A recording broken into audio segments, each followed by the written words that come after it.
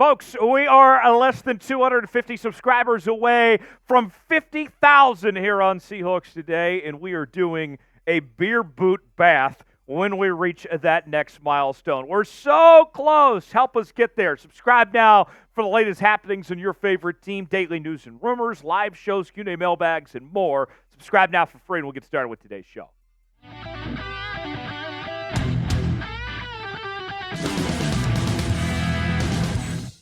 The countdown clock is on. When the clock strikes midnight, we will know one way or the other whether the Seattle Seahawks will keep Geno Smith or not in 2024. Welcome in to this edition of Seahawks Today, powered by Chat Sports. Tyler Jones here with you. It reminds me of, Cinderella with the glass slipper at midnight. Maybe Shrek 2, potentially. I also think like 60 Minutes. Tonight on 60 Minutes, I'm Jim Nantz.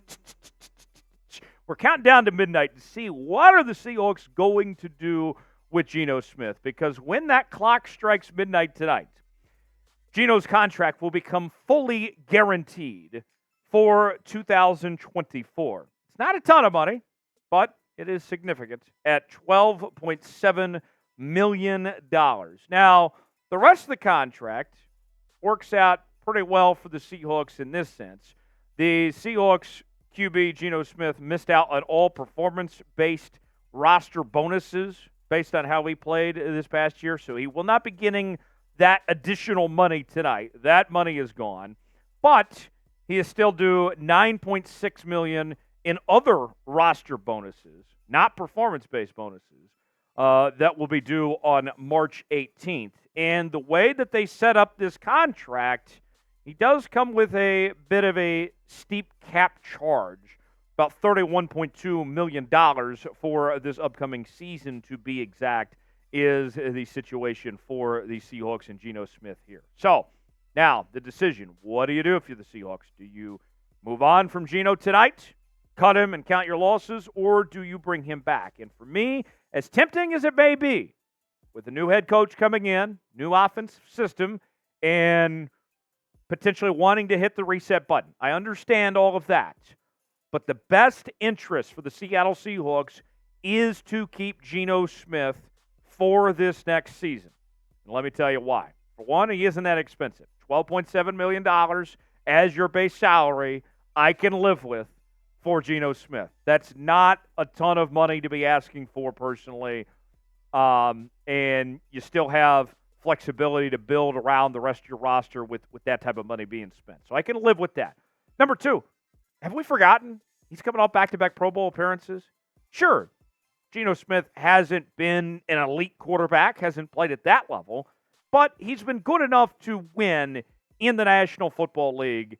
And just because you bring Geno back, that doesn't mean you can't still go find your next quarterback, right? You can sit a young quarterback behind Geno Smith and learn how the Seahawks do things and how the National Football League operates, because we've seen that the best recipe to succeed in the National Football League, this has not changed, is to sit behind a veteran quarterback. Patrick Mahomes sat behind Alex Smith. Aaron Rodgers sat behind Brett Favre. Jordan Love sat behind Aaron Rodgers. Brock Purdy sat behind Jimmy Garoppolo. I mean, I could keep going with a number of examples that we've seen time and time again. Lamar Jackson sat behind Joe Flacco for a period of time. This is the best way to succeed in the league. It would be wise for Seattle to do the same with Geno Smith here, even if they find their future quarterback in this year's draft. Another thing, too, Seahawks have bigger problems than Geno Smith, okay? Yes, you are going to have to find a long-term quarterback. Maybe it's this year, maybe it's next year, whatever it is. But the issues that are on this Seahawks roster right now, there are bigger concerns than Geno Smith. You will have to address that at some point, but you can kick the can down the road a bit and take care of some of your other needs as well.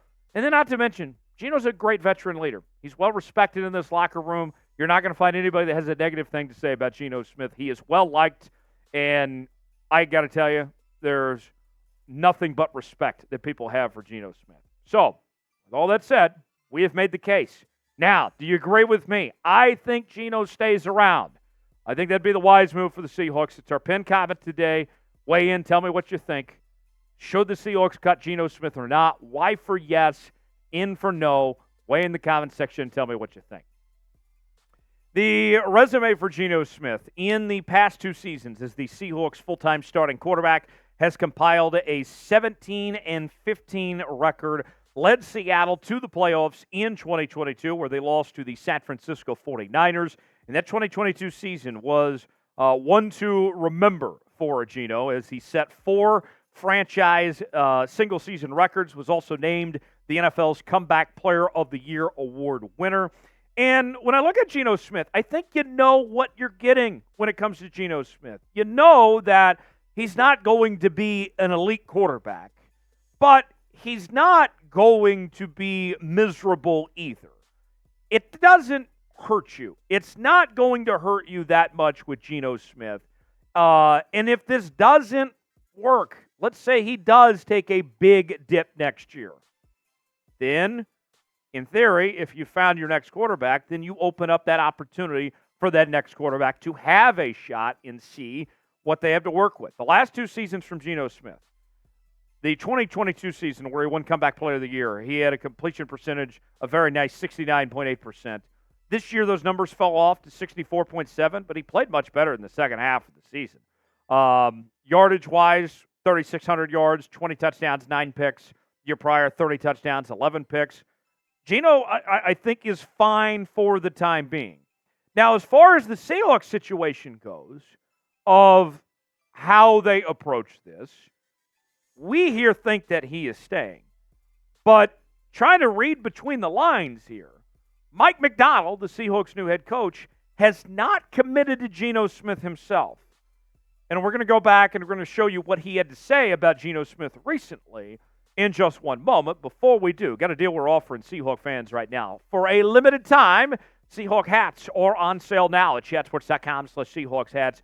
And you can get some of these hats on sale for up to 50% off, and some of them with free shipping as well. These are some of the hats we're offering, but we have plenty of more hats to choose from as well. So go ahead and get yours today. chatsports.com/Seahawks hats. The link is in the comments and description of today's video. Some hats up to 50% off. Also got some free shipping as well. chatsports.com/Seahawks hats. Plenty more to choose from besides just the ones you're seeing on your screen as well. Check it out today. So let's start with what Mike Macdonald had to say about Geno Smith recently. This was in the release to the media when Mike Macdonald was hired. He said, "We've played against Geno. He's a really good player. I'm pretty sure he's at the Pro Bowl right now. We're going to build around the quarterback. You've got to." He said build around the quarterback. He didn't say we're going to build around Geno Smith. Those are 2 very different things here. And remember, Geno was Pete Carroll's guy. He wasn't even necessarily John Schneider's guy, okay?